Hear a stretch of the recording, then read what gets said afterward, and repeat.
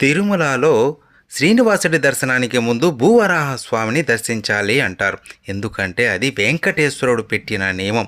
శ్రీనివాసుడి అనుగ్రహం పరిపూర్ణంగా అందాలంటే వరాహస్వామిని దర్శించాలి. భూవరాహస్వామి విగ్రహం శ్రీనివాసుడి విగ్రహానికంటే పురాతనమైనది అంటారు. వైకుంఠం నుంచి వచ్చిన శ్రీనివాసుడికి ఇక్కడ స్థలాన్ని ఇచ్చినందుకు వరాహస్వామికి తొలి దర్శనం, మొదటి అర్చన, మొదటి నివేదన జరిగేటట్లు రాగిరేకుపైన శ్రీనివాసుడు రాసిచ్చాడు. ఆ రాగి రేకు ఇప్పటికీ ఉంది. వరాహస్వామికి హారతి ఇచ్చే సమయంలో ఆ రాగి రేకును చూడవచ్చు.